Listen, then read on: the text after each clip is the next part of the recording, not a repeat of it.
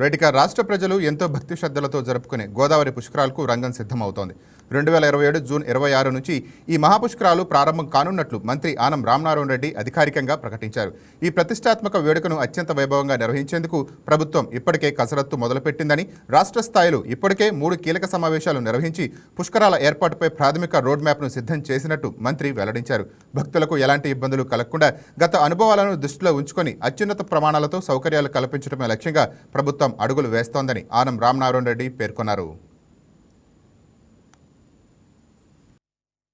చుట్టుపక్కల ప్రాంతాల్లో ఉన్నటువంటి 43 దేవాలయాల పునర్నిర్మాణ కార్యక్రమానికి ఇప్పటికే 51,79 లక్షల రూపాయలు మంజూరు చేసి వీటన్నిటిలో టెండర్లు కూడా పిలవడం జరిగింది.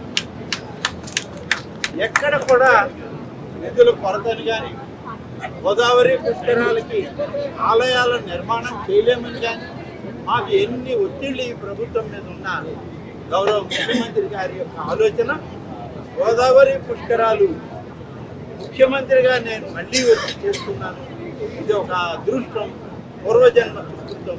కాబట్టి గోదావరి తల్లికి, ఆ గంగమ్మకి మనం ఇచ్చేటువంటి పూజా కార్యక్రమాన్ని ఎక్కడా కూడా లోటు రానివ్వకుండా స్థానిక ప్రజాప్రతినిధులందరినీ కలుపుకుని పెద్ద ఎత్తున చెయ్యండి అని చెప్పి ఇప్పటికే ముఖ్యమంత్రి గారు ఆదేశాలు మాట్లాడారు.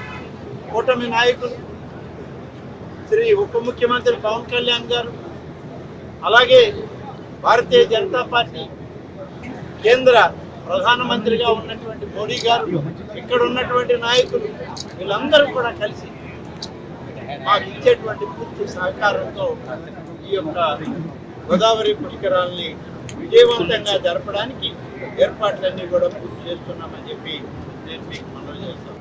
గోదావరి జిల్లాలో ధూపదీప నైవేద్యం అనేటువంటి పథకం ద్వారా రాష్ట్రంలో 5,821 ఆలయాలకి ధూపదీప నైవేద్యాలు ఇస్తూ ఉంటే, తూర్పుగోదావరి జిల్లాలో 162 దేవాలయాలకి ఇప్పటి వరకు ఇస్తున్నాం. ఇప్పుడు మనకి వచ్చినవి కూడా నిన్ననే సమావేశంలో వాటిని మంజూరు చేశాం. రేపో ఎల్లుండో మేము తిరిగి అమరావతికి వెళ్ళగానే వాటికి కూడా మంజూరు పత్రాలు ఇస్తాం. ఇప్పటి వరకు ఇచ్చింది 162 దేవాలయాలు, 1,94 లక్షల రూపాయలు ప్రతి సంవత్సరం వాళ్ళ బ్యాంక్ అకౌంట్లో ఈ 5 లక్షలకి లోపల ఆదాయం ఉన్నటువంటి ఆలయాల్లో పూజారులుగా ఉన్నటువంటి వాళ్ళు కనీసం ఆలయం మీద దీపం పెట్టడానికి, ఒక పలహారం పెట్టడానికి, ప్రసాదం పెట్టడానికి, ఆ పూజ చేసేటువంటి అర్చకుడికి కొంత శక్తిని ఇవ్వడానికి గతంలో 2,500తో ప్రారంభమైన ఈ ధూపదీప నైవేద్యం 5,000కు పెరిగింది. 5,000 నుంచి ఇవాళ 10,000 రూపాయలు ప్రతి నెల 1వ తారీఖు వచ్చేటప్పటికి మనం 18 పనులు గోదావరి పుష్కరాలకు సంబంధించి తూర్పు గోదావరి జిల్లాలో మంజూరు చేస్తే, మొత్తం మీద అన్ని నియోజకవర్గాల్లో కలిపి ఇప్పుడు ఈ రాజమండ్రిలో చేసేటువంటి కార్యక్రమాలతో పాటు 18 పనులు 23,65 లక్షల రూపాయలు మంజూరు చేసి పుష్కరాల ఖాతాలో ఈ జిల్లాలో పన్ను మొదలు పెడుతున్నామని చెప్పి నేను మీ అందరికీ. అలాగే ఆలయ కమిటీలు ఇప్పటి వరకు 8 ఆలయాల కమిటీల్ని నియమించడం జరిగింది.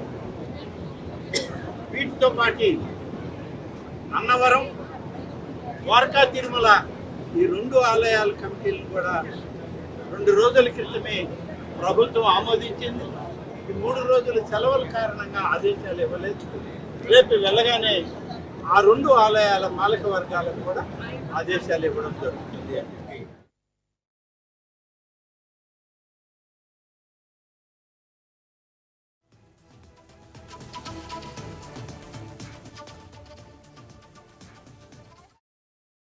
రైటిక పుష్కరాల నిర్వహణను పర్యవేక్షించేందుకు సీఎం చంద్రబాబు నేతృత్వంలో ప్రత్యేకమైన మంత్రుల సబ్ కమిటీని ఏర్పాటు చేశామని మంత్రి ఆనం తెలిపారు.